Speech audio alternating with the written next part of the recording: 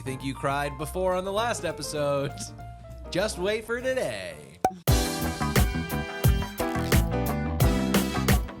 Hello and welcome back to day 7 of Hardly Holidays, the sweetened, condensed version of Hardly Working to help you get through the holidays. I'm SP. And I'm Kelly. And today, we're coming down the home stretch. Yeah, we are. Day 7 out of 10 of Hardly Holidays. Woo-hoo.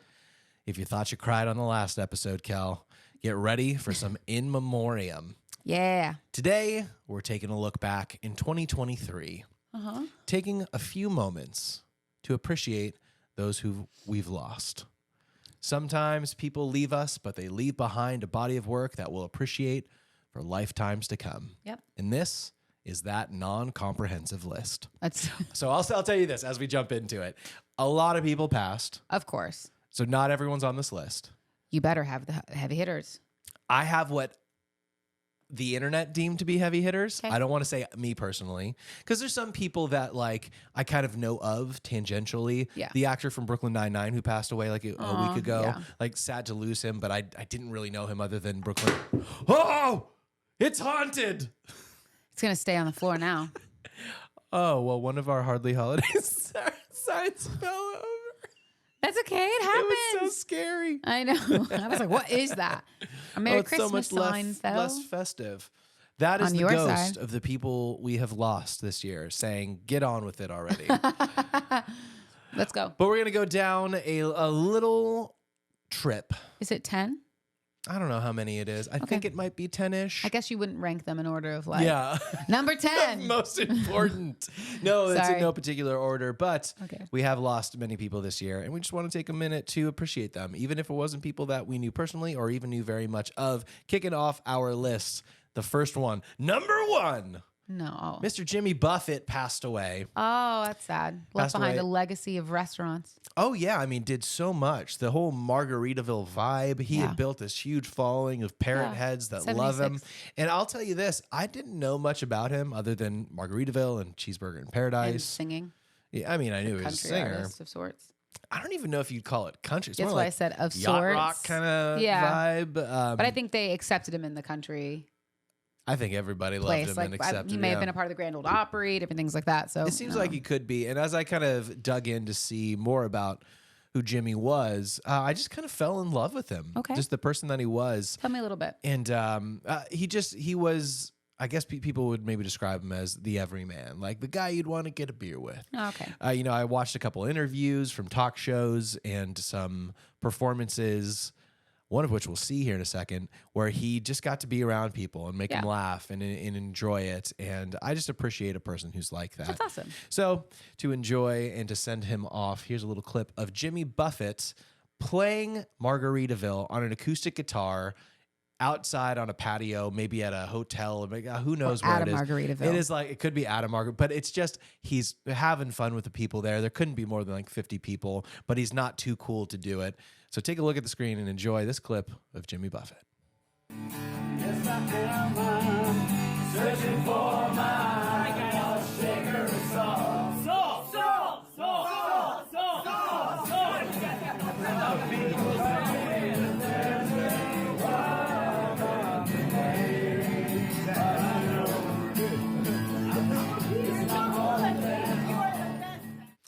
Jimmy Buffett passed away at 76 years old. But how cool. No shoes, shorts, t-shirt, just playing acoustic guitar for a crew of people at wherever that is. That's awesome. Very cool.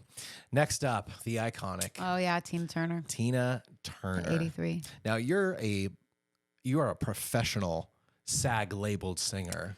Oh my gosh.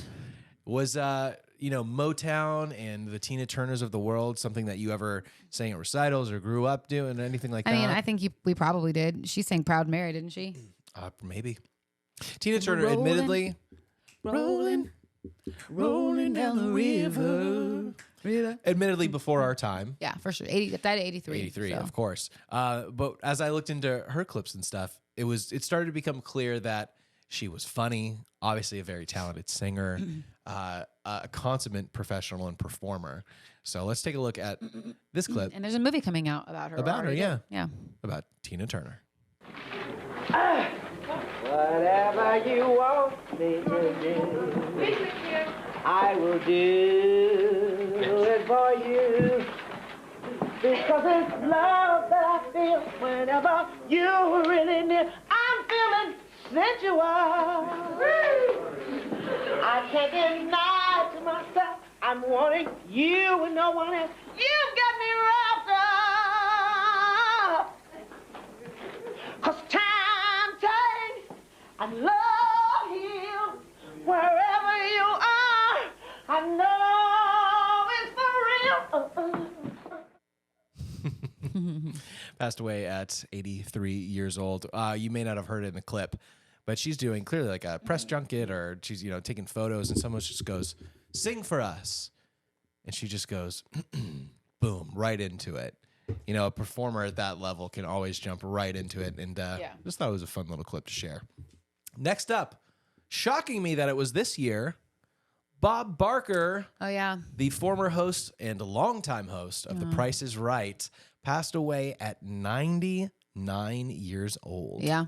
Now, a lot of people talk about how The Price is Right was like, when I stayed homesick from school, it was always...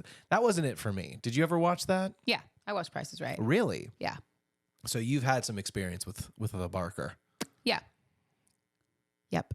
I watched The Price is Right. I was very bad at guessing how much things cost. I'd probably be better at it now. I've had friends who have gone on the show.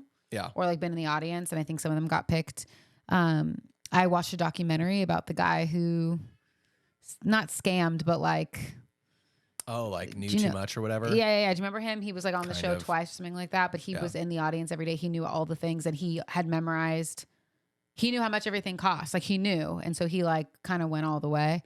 That's awesome. It was interesting. You watched it with me, I thought. Maybe you didn't. I probably was asleep. Bob Barker. Look, one of the greatest hosts of his time. Absolutely. And a lot of people think of him... 99. And 99 is a good run as the host of Price is Right. When I think of Bob Barker, though, I think of his performance in Adam Sandler's Happy Gilmore, which is the clip we're going to enjoy right now. This, to set it up, Happy Gilmore, Adam Sandler's character, is in a Pro-Am celebrity golf tournament where golfers get paired with celebrities, and he was paired with Bob Barker, and they start off having a great time. If you haven't seen Happy Gilmore, of course, he's an insane golfer, hockey player turned golfer, and at this point, Bob Barker has just about had it with Happy Gilmore and lands a couple 1-2 punches right on him. Let's check it out. Snack bar. You better relax, Bob. There is no way that you could have been as bad at hockey as you are at golf. All right, let's go. Oh! You like that, old man? You want a piece of me? I don't want a piece of you. I want the whole thing.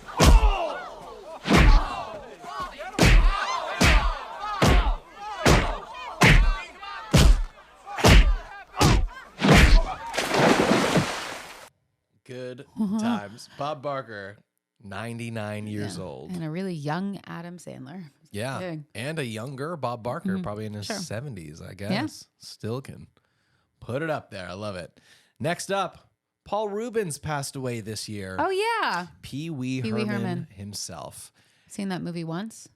Before it was a movie, it was a TV show. And a lot of actors got their start on Pee Wee's Playhouse, including, is it Lawrence Fishburne was on there as a cowboy, a couple other people. But, he had his ups and downs like any of us do, but iconically known for his character Pee Wee Herman and just bringing a lot of joy into the lives of people and children all across the world. This is a clip of Paul Rubens from his TV show, Pee Wee's Playhouse. Pee Wee? Good morning, Conky. How's it going? How's what going? No, Conky, it's just an expression. How's it going? It means, How's it going? It's going fine. Oh. Glad to hear it. So what's today's secret word, Conky? Today's secret word is Scream. star. Now, you all remember what to do whenever Anyone says the secret word, right? Scream! Right! For the rest of the day, Whenever anyone says the secret word, scream real loud! Such an iconic character. I know. Honestly, always was a bit creepy to me. Yeah. I was like, I could see how this could be similar to Mr. Rogers, like in a weird, creepy way. Absolutely. This, if Adult Swim existed when this was out, like this would be on it. You know, Cartoon Network at 10 o'clock, 11 o'clock, Yeah, kind of an acid trip of a show. I'm sure he was a great person. I didn't particularly like PB Herman, but like the Me character. Either, but everyone who I've ever heard speak about Paul Rubens as a person has nothing but amazing things to say. That's great. So sorry. Going from someone who is universally loved to someone who's kind of the opposite. I don't know if you know who this is. Pat Robertson from the 700 Club. 60-year host of the 700 Club died at 93 years old. I don't know what that is. There's two things I can say here. You might remember it as I describe it. The 700 Club would come on TV. I think it probably came on like what used to be Fox Family or ABC Family or something. Yeah. Like at 9 or 10 o'clock, it was televangelist time, the 700 Club. Send me your money, all the stuff. We'll pray for you on air, blah, blah, blah. Normal televangelist. Yeah. I was going to say, was it like a It was a televangelist. thing? The irony is, for me, when I see Pat Robertson, all it says to me is, oh, like fun television's over. Yeah. So I looked up on YouTube to find a clip. I said, Pat Robertson, funniest moments or something. Yeah. And it is pages and pages and pages of harmful things that he said. So we're not going to watch a clip? We sure are. Oh, my gosh. Here's Pat Robertson. Enjoy. Says, if any man will not work, let him not eat.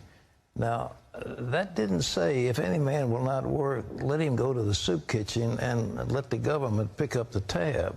Something happened a long time ago in Haiti. They got together and swore a pact to the devil. They said, we will serve you if you'll get us free from the French. The people of color have to rise up and overtake their oppressors, and then, having gotten the whip handle, if I can use that term, then to instruct their white neighbors how to behave.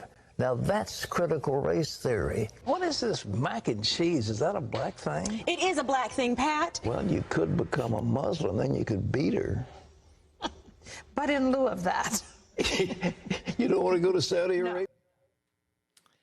Pat Robertson, dead at 93. Okay. Hard to find a good thing to say about him.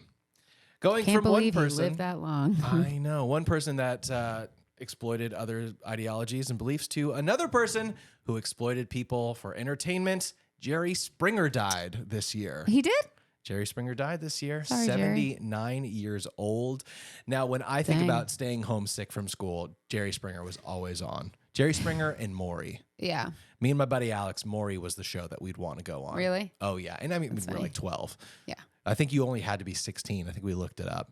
But Jerry Springer, you can't argue that he wasn't a pop culture icon. Oh, yeah, 100%. Throughout many decades, but definitely in the 90s was huge.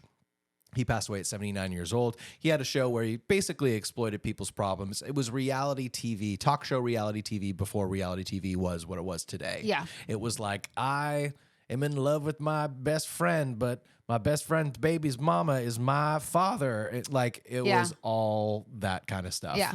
So I have a little clip for you of season 19's opener, which gives you a little taste of the flavor of what Jerry was always bringing. Jerry Springer Show. He told me that my brother was sleeping with my lady. I was sleeping with her while he was in prison. It's an all-out war in the family when both brothers want to marry her. More than you get in prison, I'll tell you that. It's a tube-slipping, pole-climbing, flower-beating good time.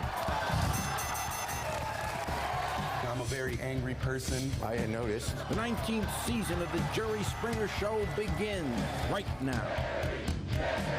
There we go. The Jerry Springer Show. An iconic staple in many people's lives. Now, going from lunacy to something that may make you feel sad. It's not who you're thinking. It's Dumbledore. It actually is Dumbledore. Yeah, Michael Gambon. Michael Gambon passed away at 82 years old, known for obviously an accomplished actor, but known more recently as the second Dumbledore theatrical. After Richard. I can't remember his last name, but Richard. Yeah, who passed away after the first movie. He took the mantle of Dumbledore. Quite big shoes to fill. Yeah, he did an amazing job. I was sad to hear about this, especially after learning that we lost Hagrid as well to lose Dumbledore. The list will continue to grow until everyone's gone, but it's what you run the risk of when you do a movie with such young people and then also like older, accomplished actors. Like, oh, yeah. He was so great, though. Well, he, of course, is not the only Harry Potter franchise actor to have passed away. a couple of years ago, we lost Severus Snape as well. Alan Rickman had passed. And as I was going through clips of Michael, obviously there was a ton of quotes from and stuff from him as Dumbledore.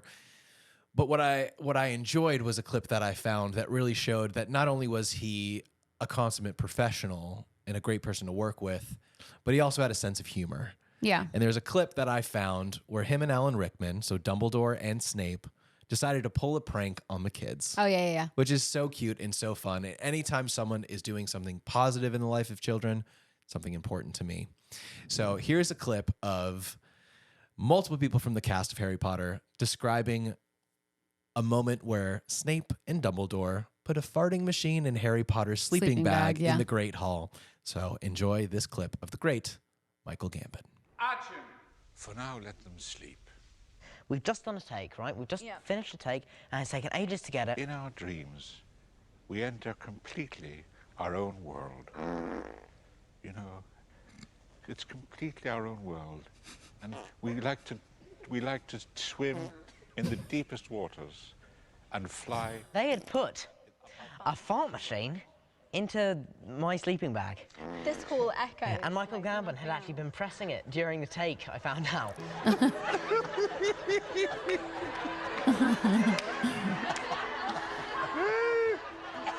the 10-year reunion, I think they talked about that. Was it?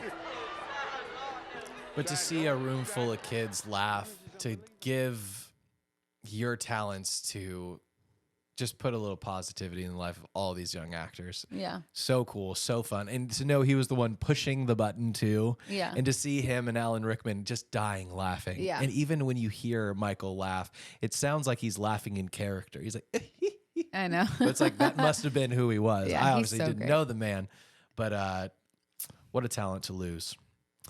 Michael Gambon. And wrapping up our segment Can't forget here. about him. We can, and maybe you've got something to add because you are a fan of his work, and I know he wanted to be remembered for more than just what we Friends, saw on yeah. television. Of course, we lost Matthew Perry he's this so year young. at the age of 54, which I think was the same age my father was when he passed. He was either 53 or 54. Dang. Too young to lose someone so Yeah. special, to lose anybody. But before we watch a clip, what is Matthew Perry, and I guess for you, it's going to be mostly your experience with him through friends and other media, but you also know about his advocacy in terms of helping people through recovery and with addiction. Yeah, I'm pretty sure it's called the Perry House. He opened up a recovery in his old home and then turned his house into a recovery house, and then obviously moved somewhere different. But he's really passionate about helping people. And when you read about stuff or you hear about stuff from him, everyone always says he was the friend that would check up on you all of the time, just to check in to make sure you're doing okay. And if you were ever in need of anything or struggling with anything at all, even if he was struggling with something, he would drop everything he was doing to make sure you were okay and to take care of you. Because I think he knew too well what addiction could do and how it would affect you. So good guy from what I hear, all accounts. Obviously, I love Friends. And you had told me that he's never watched Friends because it was too hard. Because he could see himself on screen, and depending on how he looked and how he acted, he could tell you what his struggle was. Like that year, it was cocaine.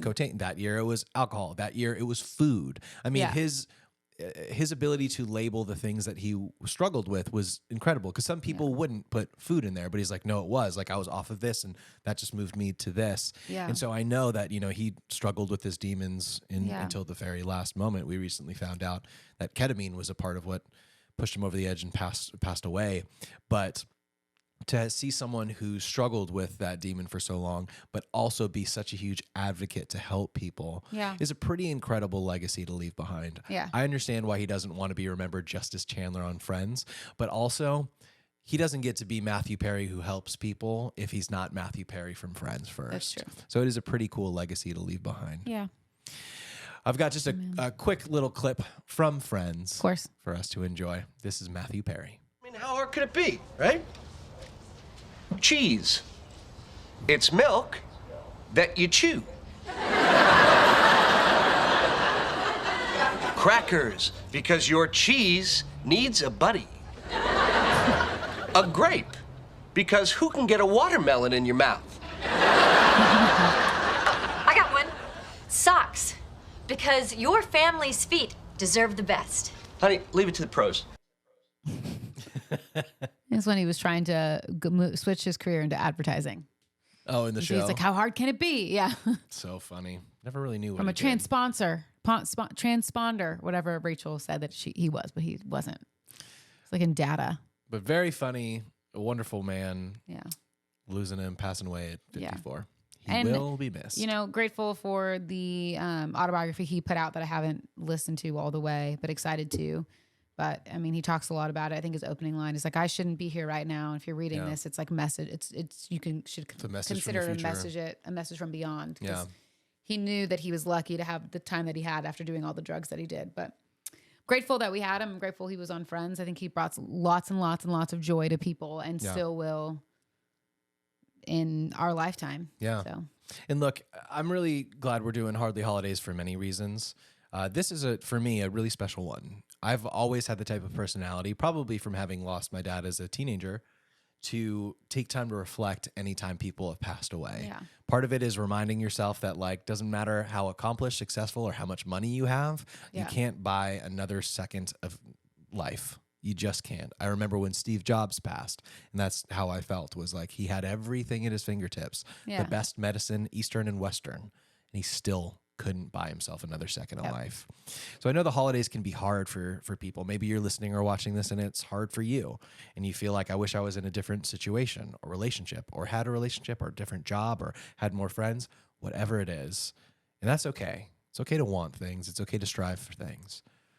But each person that we saw on the screen today and we listened to and we thought about, I'm sure they would give up anything they could just to have another day alone, another day to live. Yeah. So while my message to you isn't be grateful to just be alive, in a sense, it's part of that of every day is such a gift. You could die at 54 like Matthew Perry. You could die at 99 like Bob Barker. We could walk out of here and get hit by a car at whatever age we are. Doesn't matter. But enjoying and appreciating the moments that we have, if for nothing else, solely because I'm telling you, one day you won't have any more left. That's a promise. So know that we love you, and I hope that you're having a happy and healthy holiday. Yeah. And I hope you're enjoying Hardly Holidays. This is the end of day 7, but not the end of Hardly Holidays as a whole. Nope. We're going to be back, unless there's anything you want to add. We're going to be back tomorrow, same place, same time for day 8 of Hardly Holidays. We love you. Love you. Have a wonderful holiday. We'll see you tomorrow. Bye. Bye.